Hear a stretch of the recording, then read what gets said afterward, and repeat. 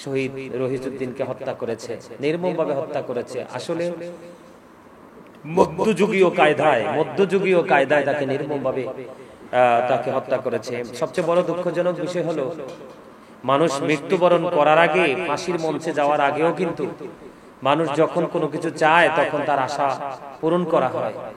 আমি অবাক হয়ে গেলাম, পুলিশের গাড়িতে তাকে বসানো আছে, দেখলে কলিজা ফেটে যায়।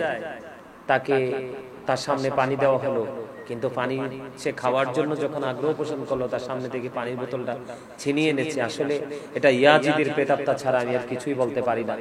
যেমনি ভাবে 61 হিজরিতে রাসূলের কলিজার টুকরা, যাদের সম্পর্কে কোরআন হাদিস থেকে প্রমাণিত আল্লাহ রাসূল যে আমাদেরকে নিয়ামত এনে দিয়েছে, তার বিনিময়ে আমাদের কাছে কিছুই চায় না, শুধু তার আহলে বাইতের ভালোবাসা চায়। আল্লাহ রাব্বুল আলামিন যাদেরকে জান্নাতের লিডার বলেছেন, জান্নাতের যুবকদের লিডার বলেছেন, তাদেরকে পর্যন্ত নির্মমভাবে এই পানি না দিয়ে প্রীতি শহীদ করেছে। আমরা 61 হিজরির কারবালা দেখিনি, শুনেছি, কিন্তু এই 27 এপ্রিল 2025 এসে আমরা কারবালা দেখেছি আমার ভাই রহিজউদ্দিনের সাথে। সম্মানিত উপস্থিতি, আসলে সবচেয়ে বড় কথা হলো আমরা শহীদ আল্লামা নুরুল ইসলাম ফারুকী মাদ্দাজিল্লাহু আলীকে যখন হত্যা করা হয়েছে, শহীদ করা হয়েছে, আমরা কিন্তু সেটা শুধু শুনেছি, আমরা দেখিনি। আজকে আমরা আমার ভাই রহিজউদ্দিনকে যে হত্যা করেছে, যেটা আমরা দেখতে পেয়েছি, আমরা এখনো পর্যন্ত আমরা আইডেন্টিফাই করতে পারি নাই, এখনো পর্যন্ত আমরা শনাক্ত করতে পারি না এটা কোন দল এগেনিস্ট হয়ে এইভাবে তার উপরে নির্মম অত্যাচার চালিয়ে তাকে পৃথিবী থেকে বিদায় করেছে। আমরা কিন্তু এখনো পর্যন্ত কোন দলকে আমরা মিন করে বক্তব্য দিতে পারিনি। এই কারণে পারিনি, আমরা এগেনিস্ট জানি, এগেনিস্ট বলতে পারবো, কিন্তু আসলে দল তো অনেকগুলোই আছে আমাদের এগেনিস্টে। আমরা কিন্তু দলটা কোনটা সেটা আমরা এখনো পর্যন্ত চিহ্নিত করতে পারিনি, আইডেন্টিফাই করতে পারিনি। তবে দুঃখজনক বিষয় হলো 3 দিন হয়ে গেল এখনো পর্যন্ত প্রশাসন মামলা নেয়নি। এটার পিছনে প্রশাসন যারা দায়িত্বশীল কর্মরত অবস্থায় ছিলেন, আমরা তাদেরকেও দায়ী করছি। এখানে তারাও সেটার সাথে সংশ্লিষ্টতা খুঁজে পেয়েছে। এখানে সবচেয়ে বড় বিষয় হলো আমরা শহীদ আল্লামা নুরুল ইসলাম ফারুকী মাদ্দাজিল্লাহু আলীকে শহীদ করা হয়েছে, আমরা আসামিদেরকে ব্যক্তিগতভাবে প্র্যাকটিক্যালি আমরা দেখতে পাইনি, কিন্তু রহিজউদ্দিন হত্যার আসামিদেরকে আমরা দেখতে পেয়েছি। আমরা এই দেশের মাটিতে বিচার করব ইনশাআল্লাহ, যেই কোনো মূল্যে হোক আমরা আমাদের বিচার আমরা করব ইনশাআল্লাহ। আমরা সুন্নি জামাত। আমরা সম্মানিত দর্শক, আসসালামু আলাইকুম ওয়া রাহমাতুল্লাহি ওয়া বারাকাতুহু। আমি আজকে অত্যন্ত দুঃখ ভরা হৃদয় নিয়ে আজকে আসলে আমি লাইভে এসেছি, বক্তব্য দিতে এসেছি। সে দুঃখ ভরা হৃদয়টা হলো, আপনারা ইতিপূর্বে জেনেছেন আমরা অনেক মানববন্ধন করেছি, অনেক বিক্ষোভ মিছিল করেছি। আমরা শহীদ আল্লামা হযরত মাওলানা আমার ভাই রহিজউদ্দিনকে নির্মমভাবে বাতিলরা পিটিয়ে অত্যন্ত নির্মমভাবে তাকে পৃথিবী থেকে হত্যা করে বিদায় করেছেন। এটার সাথে আমি প্রশাসনকে দায়ী করি। ওই তখনকার সময়ে যে প্রশাসনিক দায়িত্বশীল যে ব্যক্তি ছিলেন, এখানে তার যথেষ্ট অবহেলা আমরা আসলে প্র্যাকটিক্যালি যে দেখার সুযোগ হয়নি, তবে সোশ্যাল মিডিয়াতে প্রত্যেকটা ফুটেজ, প্রত্যেকটা ডকুমেন্টস আমরা দেখতে পেয়েছি। আজকে আমার বক্তব্য দেওয়ার মানে হচ্ছে, আজকে 3 দিন 4 দিন হয়ে গেল, এখনো পর্যন্ত কিন্তু প্রশাসন ওই কোয়েল থানা মামলা নেয়নি। আমরা গতকালকে মানববন্ধন করেছি, বিক্ষোভ করেছি, আজকেও সারা বাংলাদেশে বিভিন্ন জায়গায় বিক্ষোভ কর্মসূচি পালন করা হয়েছে। তো আসলে অত্যন্ত ভারাক্রান্ত হৃদয় নিয়ে কথাগুলো বলছি, আসলে বলার কোনো ভাষা নাই। আমরা 61 হিজরিতে কারবালার ইতিহাস পড়েছি, কোরআন হাদিস থেকে আমরা কারবালার ঘটনা শুনতে পেরেছি। যখনই কারবালার দৃশ্য, কারবালার ইতিহাস যখন মনে পড়ে, কারবালা নিয়ে যখন আমরা কিতাব দেখি, বিশেষ করে আমি আমার চোখের পানি ধরে রাখতে পারি না। এই পর্যন্ত যতবার কারবালা নিয়ে পড়াশোনা করেছি, চোখের পানি অটোই চলে এসেছে। তো আসলে শুনেছি এতদিন, এই বছর 2025 সালে এসে আমরা 27শে এপ্রিল, সম্ভবত 27শে এপ্রিলে আমার ভাই শহীদ রহিজউদ্দিনকে হত্যা করেছে, নির্মমভাবে হত্যা করেছে। আসলে মধ্যযুগীয় কায়দায় তাকে নির্মমভাবে তাকে হত্যা করেছে। সবচেয়ে বড় দুঃখজনক বিষয় হলো মানুষ মৃত্যুবরণ করার আগে, ফাঁসির মঞ্চে যাওয়ার আগেও কিন্তু মানুষ যখন কোনো কিছু চায় তখন তার আশা পূরণ করা হয়। আমি অবাক হয়ে গেলাম, পুলিশের গাড়িতে তাকে বসানো আছে, দেখলে কলিজা ফেটে যায়। তার সামনে পানি দেওয়া হলো, কিন্তু পানি সে খাওয়ার জন্য যখন আগ্রহ পোষণ করলো, তার সামনে থেকে পানির বোতলটা ছিনিয়ে এনেছে। আসলে এটা ইয়াজিদের প্রেতাত্মা ছাড়া আমি আর কিছুই বলতে পারি না। যেমনি ভাবে 61 হিজরিতে রাসূলের কলিজার টুকরা, যাদের সম্পর্কে কোরআন হাদিস থেকে প্রমাণিত আল্লাহ রাসূল যে আমাদেরকে নিয়ামত এনে দিয়েছে, তার বিনিময়ে আমাদের কাছে কিছুই চায় না, শুধু তার আহলে বাইতের ভালোবাসা চায়। আল্লাহ রাব্বুল আলামিন যাদেরকে জান্নাতের লিডার বলেছেন, জান্নাতে যুবকদের লিডার বলেছেন, তাদেরকে পর্যন্ত নির্মমভাবে এই পানি না দিয়ে প্রীতি শহীদ করেছে। আমরা 61 হিজরির কারবালা দেখিনি, শুনেছি, কিন্তু এই 27 এপ্রিল 2025 এসে আমরা কারবালা দেখেছি আমার ভাই রহিজউদ্দিনের সাথে। সম্মানিত উপস্থিতি, আসলে সবচেয়ে বড় কথা হলো আমরা শহীদ আল্লামা নুরুল ইসলাম ফারুকী মাদ্দাজিল্লাহু আলীকে যখন হত্যা করা হয়েছে, শহীদ করা হয়েছে, আমরা কিন্তু সেটা শুধু শুনেছি, আমরা দেখিনি।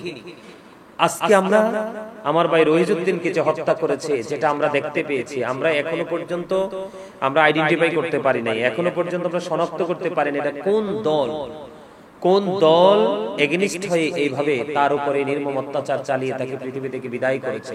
আমরা কিন্তু এখনো পর্যন্ত কোন দলকে আমরা মিন করে বক্তব্য দিতে পারিনি। এই কারণে পারিনি, আমরা এগেনিস্ট জানি, এগেনিস্ট বলতে পারবো, কিন্তু আসলে দল তো অনেকগুলোই আছে আমাদের এগেনিস্টে।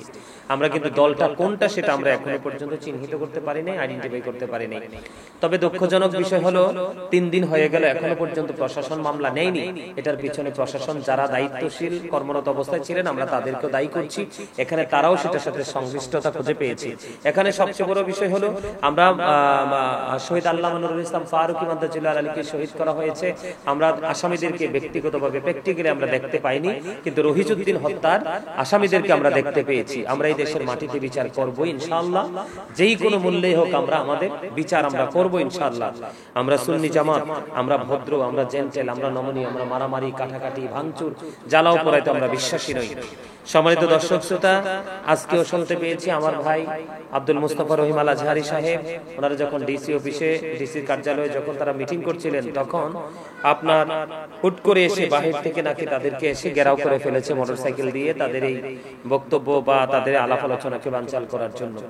তা আমি সারা বাংলাদেশের আমি সুন্নি জনতা, সুন্নি মুসলমান, নবী প্রেমিক, অলি প্রেমিকদেরকে বলবো, সুফিবাদে বিশ্বাসী আমার ভাই বাবাদেরকে বলবো, আমরা আমার ভাই রহিজউদ্দিনের বিচার আদায় করবই করব।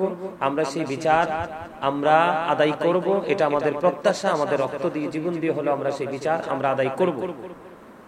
তবে সেই বিচার করতে হলে আমাদেরকে সেই প্রক্রিয়া অবলম্বন করতে হবে। প্রশাসন যেভাবে মানে দায়িত্বহীনতার পরিচয় দিয়েছে, সেইভাবে কিন্তু আমরা ঘরে চুপচাপ বসে থেকে কিন্তু আমরা আমাদের বিচার আদায় করতে পারবো না। আজকে আমরা শুনতে পেয়েছি, আমরা আজকেও শুনতে পেরেছি, জানতে পেরেছি, যেখানে আমার ভাই রহিজউদ্দিন চাকরি করতেন, ওখানে যেই মানুষগুলোর বিরুদ্ধে অভিযোগ আনা হয়েছে বলাৎকারের, এই মানুষগুলো বয়স ওনার চাইতে বড়। আজকে টিভিতে দেখেছি যেই মানুষগুলোর বিরুদ্ধে যেই মানুষগুলো অভিযোগ এনেছে, যে যাদের সাথে উনি অনৈতিক কাজ করেছেন বা করার জন্য প্রস্তাব করেছেন, একবারে মিথ্যা অবান্তর আমাদের 26 তারিখ প্রোগ্রামকে ঘিরেই কিন্তু ওনাকে হত্যা করা হয়েছে। এখানে এক একজনের বছর 40 বছর, অথচ রহিজউদ্দিনের বয়স চলতেছে মাত্র 35 বছর। কত বছর? রহিজউদ্দিনের বয়স মাত্র 35 বছর, কিন্তু যাদেরকে ঘিরেই অপবাদ রটানো হয়েছে তাদের কারো বয়স 48 বছর, কারো বয়স 40 বছর, কারো বয়স 38 বছর। তার মানে রহিজউদ্দিনের বড়। এখানে দীর্ঘদিনের একটা দ্বন্দ্ব চলতেছে, যে এগেনিস্ট পার্টি এবং সুন্নি জামাত। যারা সুন্নিদের এগেনিস্ট পার্টি, তারাই কিন্তু তাকে সকালে ডেকে নিয়ে তাকে নির্মমভাবে পিটিয়েছে, হত্যা করেছে। এখন যারা বা ইমাম সাহেবের পক্ষে বললে এটা ভুল হবে, বাস্তব যেই কথাটা, সত্য যেই কথাটা এলাকাবাসী তুলে ধরেছে, এই এলাকাবাসী তুলে ধরার কারণে এলাকাবাসীকে ঘর থেকে বের হতে দিচ্ছে না, তাদেরকে হুমকি দিচ্ছে, ধমকি দিচ্ছে, তাদেরকে মেরে ফেলা, জিন্দা মাটিতে পুঁতে ফেলার হুমকি দিচ্ছে। তো এই জন্য আগামীকালকে আমাদের পদযাত্রা হবে স্বরাষ্ট্র মন্ত্রণালয়ের দিকে। আমরা সবাই কি করব, আগামীকালকে 3টায় পদযাত্রা হবে প্রেস ক্লাবের সামনে থেকে স্বরাষ্ট্র মন্ত্রণালয়ের দিকে। আমরা সারা বাংলাদেশের যত সুন্নি জনতা আছি, আমরা সবাই আমার ভাই রহিজউদ্দিন হত্যার বিচার এবং আমাদের শহীদ আল্লামা নুরুল ইসলাম ফারুকীকে যে শহীদ করা হয়েছে, আমার মনে হয় এই আসামিগুলোকে চিহ্নিত করতে পারলেই আমরা শহীদ আল্লামা নুরুল ইসলাম ফারুকের হত্যাকারীদেরকে আমরা চিহ্নিত করতে পারবো। আমার আমার কাছে মনে হয় শহীদ আল্লামা নুরুল ইসলাম ফারুকী সাহেবের হত্যা যারা করেছে নির্মমভাবে, তাদেরই উত্তরসূরি, তাদেরই প্রেতাত্মা হবে তারা। না হয় তারা, আমার কাছে মনে হচ্ছে তারা ছক কষতেছে, তারা পরিকল্পনা করতেছে, তারা প্ল্যানিং করতেছে। এটাকে যদি কোনোভাবে বানচাল করা যায় তাহলে কিন্তু আরো বড় আকারের কোন ধরনের ক্ষতির সম্ভাবনা আমাদের রয়েছে। যেখানে বাতিল অধ্যুষিত এলাকায় আমাদের অনেক সুন্নি ভাইয়েরা আছে, সংখ্যায় কম, সংখ্যালঘুদের মতো, ওখানে তারা চাকরি করে নামাজ পড়ে তাদেরকে টার্গেট করতে পারে, কারণ তাদের কোনো বুকও নাই, তাদের কোনো পিঠও নাই। তারা হচ্ছে অত্যন্ত হিংস্র, তারা হচ্ছে ইহুদিদের দালাল, টাকা খাচ্ছে। প্রকৃত ইসলাম বিরোধী যারা, ধর্মবিরোধী যারা, তাদেরকে ধ্বংস করার জন্য চেষ্টা করতেছে। তো আমি আহ্বান করব সারা বাংলাদেশের আমাদের যত পীর মাশায়েখরা রয়েছেন, আল্লাহর ওলিরা রয়েছেন, আপনাদের ডাকের অপেক্ষায় থাকে আপনাদের ভক্ত মুরিদানরা। বিশেষ করে আমরা যারা আলোচক রয়েছে, আমাদের মানে কথার অপেক্ষায় থাকে আমাদের ভক্তরা। তা সবাইকে সবার জায়গা থেকে দায়িত্ব নিয়ে আগামীকালকে আমি অনুরোধ করব, আগামীকালকে সবাই আমরা ঢাকার দিকে রওনা দিব। ঢাকা আমরা প্রেস ক্লাবের সামনে থেকে আমার ভাই রহিজউদ্দিন হত্যার বিচারের দাবিতে আমরা স্বরাষ্ট্র মন্ত্রণালয়ের দিকে পদযাত্রা করব। আমি সকলকে বিনীতভাবে অনুরোধ করব, যার যা কিছু আছে, যে যেভাবে আছেন, নিজের কর্মটাকে একটু সময়ের জন্য পরিহার করে হলেও আমার ভাই নবীর সৈনিক হুসাইনি কাফেলার একজন সদস্যকে নির্মমভাবে হত্যা করেছে।